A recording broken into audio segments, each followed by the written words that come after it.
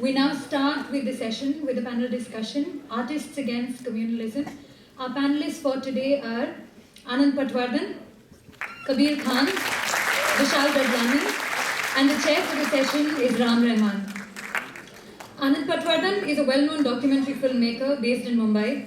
His films Ram Ke Naam, Father, Son and the Holy War, and Jai Bhim Comrade have criticized the Hindutva ideology. He is a part of a number of social and political movements. Kabir Khan is known for his films such as Ekta Tiger and more recently Bajrangi Bhaijaan. As a commercial filmmaker, his films have conveyed a message of peace and secularism. Vishal Dadlani is a singer and music composer of the Vishal Shekhar fame. He is known for his outspoken views on politics. Vishal is currently running late and hopefully will join the panel midway. The session will be chaired and moderated by Rehman, a well-known photographer and curator based in Delhi. He is also one of the founders of Safdar Hashmi Memorial Trust, Sehmat. We'll start with Kabir Khan.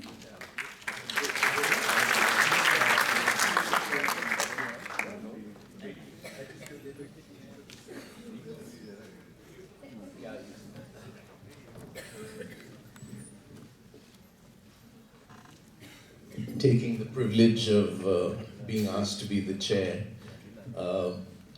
You all know Anand Patwardhan and Kabir Khan and Vishal, who's on his way. He'll be here hopefully shortly. But many of you don't know me. I'm Rehman. I'm a photographer. And I would like to thank the Mumbai Collective for hosting us. I've actually come on behalf of Sehmat, the Safdar Hashmi Memorial Trust, and have brought two small exhibitions which are outside, Awaz Do and an Assault on Reason, the poster exhibition that you see. Also a number of books that we have published. Yesterday when I came, Nikhil Wagle and I met each other after 23 years, I think. And Nikhil mentioned the fact that 24 years ago when the Babri Masjid was demolished was a time when there was a huge mobilization in Bombay. And in fact, that was a time just a few years after Sehmat had been founded. Sehmat, of course, was founded after the murder of Safdar Hashmi in 1989. And Safdar, of course, was an actor, street theater actor, a writer, poet, and looking at the times that we are living in now, Safdar's death in a way was a kind of precursor, and the reaction that Safdar's death generated then was very enormous. An incredible funeral in Delhi, which very ordinary people had joined, and from that Sehmat had been formed. The very strange, in 1992-93, when Advani's Rath Yatra was happening, Sehmat activists here, like Anand, etc., we had a huge public all-night performance event, Artists Against Communalism, in Shivaji Park. And right after the demolition, in fact, right after the riots in February 1993, huge performance event, Anhat Garje, on Marine Drive. Tayyab Mehta had painted the backdrop for Shivaji Park. M.F. Hussain began the Marine Drive program by painting on the street.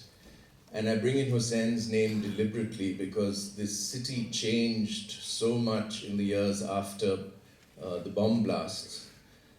And I think very few people in Bombay realize that this is the city which has been the most censored and controlled city in India. It forced M.F. Hussain out into self-exile. In a way, it's killing the artist. And he was the most public artist in our country. Hussain very sadly had to die in exile and was even buried in exile, which is a shameful tragedy. It is over after 17 years in December that Sehmat was given a small space in Bombay for all those years we've been trying to come here and everyone was too scared of the Shiv Sena. In December, the Times Lit Fest asked us to bring some work, and I initiated this banner painting initiative, which was in response to the writers returning all their awards and to what was going on with the killing of that had recently happened that we have just discussed.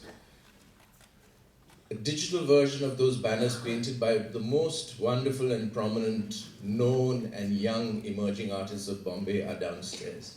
Awaz do. So please do take a look. And with that brief intro, I'll hand it over to Kabir Khan, who I last met decades ago when he was a documentary filmmaker starting out, made this wonderful series on the Silk Road before he became a mega director. Thank you. Really happy to be here on this Sunday morning. Very often us filmy people are accused of, not being sensitive to what's happening around us or being aware of what's happening around us. So it's, I think, important that one comes and stands up and gets counted, because I think in these times it's important to say what you want to, not only in some way in your films, but at whichever platform you can. My father was one of the founding professors of Jawaharlal Nehru University, and I say it with a lot of pride today. And I felt that I really needed, me and my sister Anusha, really felt that we needed to be here. I'm actually going to be speaking in a way about the experience of me moving from documentaries, coming into mainstream Hindi cinema, and sort of what goes into trying to bring in some way a political backdrop, or in the layers beneath, some politics into your film. Because when I came in fresh from Delhi to Bombay, it was, and I had my first film called Kabul Express. It was a script I used to move around trying to meet people. People used to say that, don't mention the word document. Don't tell them you were a documentary filmmaker, because that was like a bad word. They'll say, "Ye bahut pakayega, bore karega." So one had to sort of figure out, okay, how to crack that. But I, as an audience, would always have a problem seeing films set in a vacuum, not having any context to them politically or socially. And I said that I need to start bringing it in. I'm really happy that Yashraj Films, which actually backed my first 3 films, gave me that space, and I managed to bring in whatever little politics I could into my films. They all did well commercially, so that myth was broken that the audience doesn't want to engage with politics. I don't think in mainstream cinema the film can be about politics, but as long as in the layers beneath you saying what you want to say, I think the audience goes along with the film. In the context of Bajrangi Bhaijaan, when the story came to me, it was a very small, almost like a 2-line story that came to me from Mr. Vijayendra Prasad. I instantly jumped and I wanted to do this film, because even though post-release I think more has been spoken in terms of, in the context of Bajrangi Bhaijaan, about the India-Pakistan and the borders between India and Pakistan, what really actually attracted me to the story of Bajrangi Bhaijaan were the borders within, the borders sort of we have created between the communities living in our country. And I think Bajrangi Bhaijaan, for me, why I got attracted was, I thought that this would be a great film to do in a mainstream space where we could discuss these ideas, throw up these questions. And I took that on and I started writing and detailing out the screenplay of Bajrangi Bhaijaan. And I remember at breakfast, I was one day just talking to my sister and my mother, and I was saying that, that when the story came, there was no name to the character, there was nothing. And I said, this guy is supposed to be a big Hanuman Bhakt, and I'm going to name him, I'm calling him Bajrangi.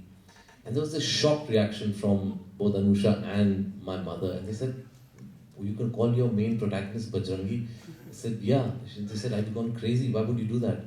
And I was like, why are you saying this? And they said, because the moment you say Bajrangi, the first name comes to your mind is Babu Bajrangi. Why would you want to do this? So I was like, yeah, I was aware of that, but I said, really? I mean, the moment I say Bajrangi, and I started thinking about this, because, I suddenly realized that something has really changed in our country in the last 20-25 years. I was born in Hyderabad and I shifted to Delhi when I was very young. That's when my father joined JNU. And we shifted, and we were living in Pandara Park, not in JNU. My father was also nominated to Parliament for, so we were living in an area in central Delhi called Pandara Park. And growing up, I don't know whether it exists now, but in those areas there used to be a lot of Ram Leelas used to be held not only in the big Ram Leela ground, but in every locality, in every neighborhood, there used to be a Ram Leela, and it used to run for many days. They were like, it used to run, I don't remember the exact number, but I think it used to run for about 10 days. And post dinner, we would always, get onto our cycles and go around to these and watch these Ram Leelas in the neighborhoods around Pandara Park, Papa Nagar, and all these areas. And I remember that for all of us kids, the most exciting character was Hanuman. And we would keep a track of when does Hanuman appear on stage. We were not too interested in Ram and Lakshman and the other things happening. We would always want to be there when Hanuman was there. And every time Hanuman came on stage, I remember the kind of cheers and whistles that would follow. It'd be, a little like when Salman Khan appears on screen today. And we used to do our own Ram Leela also. We used, in our own neighborhood, kids used to get together and we used to do a Ram Leela. And I remember the top billing for all of us was to get the role of Hanuman. We were not interested in being Ram and Lakshman. And there used to be an audition that we used to hold for the character of Hanuman. And that used to be, there was this big tree which was very difficult to climb. And used to time who could climb this the fastest. And I was really happy that I was a good climber because I climbed it the fastest. And I used to get the role of Hanuman. The only other position in the neighborhood that used to be so coveted was the opening batsman of the cricket team.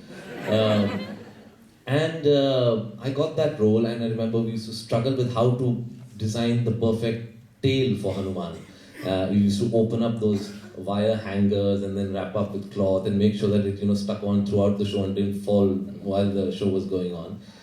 And then, of course, from there on, I think in the mid-80s is when suddenly I realized that things started changing, because with the rise of the Bajrangi Dal and the way that organization began to polarize our society, somewhere the meaning of Bajrangi, the meaning of the what used to be the fun god started changing. And that's when I started writing the film and I got this reaction from several people. I said to myself, I could of course change it and go the safer way. I said, or I could just try and stick to calling my character Bajrangi in some way, bring back the joy of Hanuman from them. Why are we going to allow the right wing to appropriate Bajrangi? Does that mean we can never use this name again because of the association it has now? And that's what I did. And I'm really happy to say, from the reaction and the response that this film got, I think Bajrangi Bhaijaan by far is out of all my films the one that captured the country's imagination, did very well all across. And I remember when I was when it had released, I read this piece, I think it was in the Express, about this temple in a place called Tarsali. It's outside Baroda. And there's a Hanuman temple there, and I was really happy to read that even today Muslims and Hindus go to that temple, this temple of Lord Hanuman. And this article was about how that temple had organized an outing where 500 Hindus and Muslims from that temple were all going to go and watch my film Bajrangi Bhaijaan. And that really made me happy, because I thought in some way, in whatever little way, I think I managed to do what I had intended to do with that film. Making a film which has any sort of politics in it, and especially, the bigger the star, the more the problems. Because the bigger star, the bigger the film, the bigger the budget, the more people get worried. Is this money going to come back or not? And when I went with this story to Salman, because I did, in whatever little I got to know about Salman after my first film that I'd done with him, he felt very strongly about secularism. He felt very strongly about the whole pluralistic society. He actually is a living example of that. His family, the way he lives, when you visit them, And I felt that if he could put his weight behind it, then the message would really go far, because that's one of the strengths of mainstream cinema. The message really goes far and wide. Whatever you're saying reaches out to a large number of people, and that's really important, because otherwise, sometimes you say something, it doesn't reach out, it becomes sometimes even just preaching to the converted. You're just in a small number of people you're reaching out to, and you're not being able to discuss that idea that you have in the film and throw it out as wide as you want to. So he came on board and we announced the film. The moment the film got announced, I got attacked because people thought it's about love jihad. Somebody thought that there's, it's a love story between a Brahmin girl and a Muslim boy, and I started getting hate mail and all kinds of tweets and, the works about, this concept called love jihad. A year later, we released the trailer of the film, and they suddenly realized this can't be love jihad, because, Salman seems to be playing a Hanuman Bhakt. So then they said, okay, this title is blasphemous. Bajrangi Bhaijaan cannot be the title of this film because, it's blasphemous. How can you attach the term Bhaijaan to the name of the Lord? And I started getting not only hate mail, but I started getting people, outside my house. Some men accosted my mother when she went out for a walk, and they said, we don't want your son to use this title. And my mom came back a little confused as to who these guys are, but she said, I told you don't use Bajrangi. I said, but what? And then I started getting letters, and of course what followed was this whole case that VHP filed in the Allahabad High Court saying how I could not use the title Bajrangi Bhaijaan. And for me, that was really, I think there are certain battles worth fighting for. Yes, when the film is ready and when there are sort of 100 crores riding on it, it's very easy to start, getting pressurized and for people to say, what's in a name? Just bloody change the name and let's release the film. But I said no, because, this is really the essence of the film. This is what we wanted to say in the film. I think, this is the country where we can actually go and say Bajrangi Bhaijaan and celebrate what this country is all about. And, what's alarming is that certain institutions also start getting affected by this kind of pressure. So when VHP starts filing these cases, when you have people in Kanpur protesting about it, and suddenly I realized that my censor screening is getting delayed, and nobody's wanting to watch this film or get this screening done. And we tried to find out, we made some calls, what is happening. Finally, just 7 days before release of Bajrangi Bhaijaan, we had a censor screening.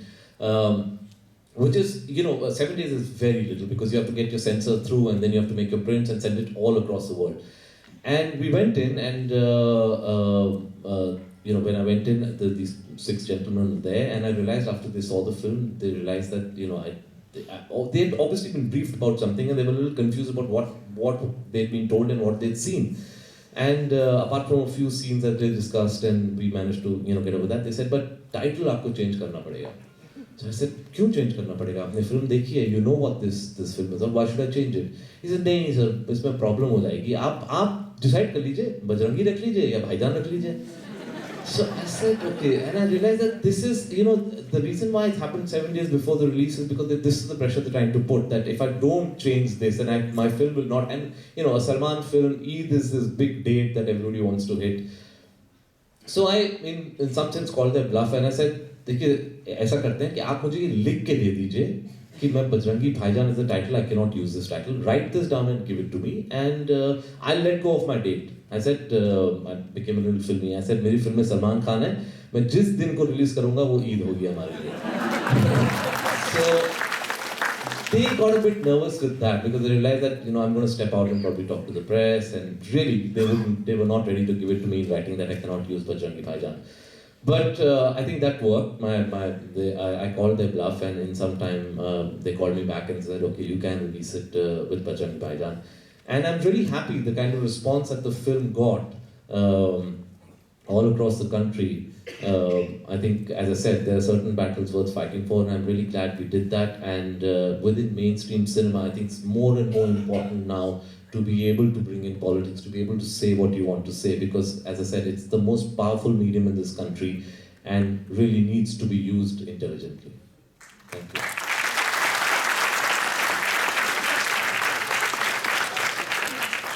I'm sure there are going to be a lot of questions also afterwards. But while we wait for Vishal, I mean, here are two filmmakers. Kabir started out as a documentary filmmaker. Anand has been steadfast, one of the most important documentary filmmakers in India, South Asia, and actually in the world, and has remained committed to his medium. But I think the important thing about Anand is that he, Kabir has used a popular format of the mainstream cinema, of fiction cinema, but inserted his very important ideas, and I think we can discuss more of Bajrangi Bhaijaan later.